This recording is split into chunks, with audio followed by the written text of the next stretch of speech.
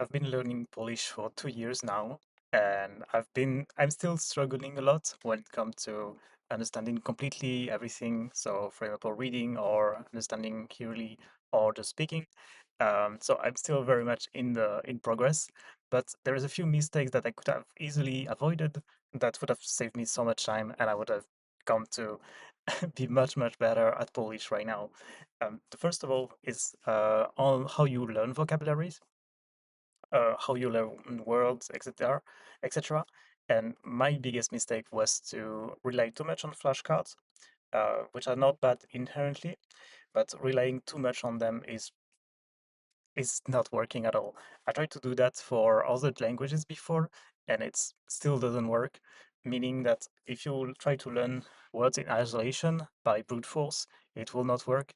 It would rather, I mean, you would recognize those words, and it could be great for the jump start, so at the very beginning. But after a certain point, it's just uh, makes you very good at doing flashcards, but not very good at like reading or hearing. Understanding when people speak. So this was a big mistake to only do flashcards when it should be a support to what everything else you're doing. So either lessons or even reading, listening, etc. If you're doing more of a media input approach or a study approach, you still need flashcards on the side, but it's very much on the side. It shouldn't be your main activity ever. That's my that's my first point. Second is about frequency list. They don't work. They are very much useless. You really must, first of all, because there is a lot of words that are frequently said that are not relevant to you, and and that are just not very interesting to learn. So you will have a lot of, if you were to learn frequency word for English, you will have the, that, etc. A lot of words that are not very useful to learn. So many words for thing and that and etc. So many of that, and it's not very useful to learn them through repetition like this because you're gonna encounter them a lot of time.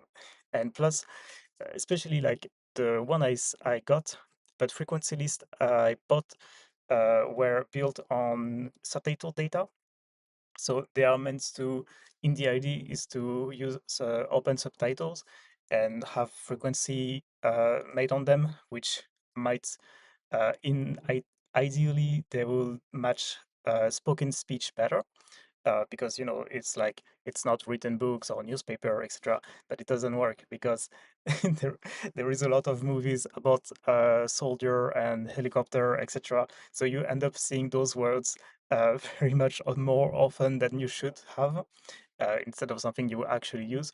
So that was a big mistake, and I lost so much time doing flashcards of frequency list. That was absolutely very bad combination.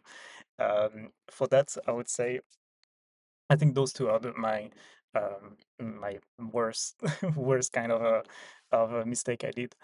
So my another one is to not take a fundamental course earlier. So one I use for Polish, I don't recommend buying it, but if you can get access to it, is the Michel Thomas method. I will not get too much into the weed of like how to learn it, especially, but it was all you have to say to know is that it was an audio course that was about the basics of like the conjugation and how the grammar is structured, like very basic way and very practical, which was kind of great. And I just wish I did that sooner. That's all. Instead of trying to do immersion or trying to do um, yeah, do immersion right away, trying to read a lot right away. It's much better to have fundamentals explained to you first, and then you unlock a new prism that you can look at other real contents much better later on. So big recommend. Just do a course. You're not above that. That's the thing. I thought, oh, I can just learn through immersion, or I can learn on my own. I don't need anyone to teach me. Well, that's uh, turns out getting some help or some explanation that are clear and understandable for an adult is much better to learn a language. So, yeah, for that, and then also, and the mistake I'm doing right now that could be the last one, is that I'm not speaking enough, and I'm not taking lessons one-on-one for to practice speaking. No, so not only um, not only I am not having lessons, which I think is all right to not have group lessons, for example. But I think I'm at the point where getting feedback one-on-one with someone would be very useful. So that's my next step for my Polish learning, is to activate that and have someone, a tutor, to guide me a bit more. I don't think tutors are helpful to learn vocabulary or to learn for you. Basically, the real learning happens when you engage with the language, when you read, watch, listen, etc. But having a guide, just like the flashcards, it could be a very good a very good guide, a very good support for your learning. Plus, practicing speaking with someone is much better than doing it on your own in your head. That's my most of my mistakes. If I were to, I could give you a recommendation right now to like how to go against those mistakes, but I think you cannot get the gist. You just don't do that.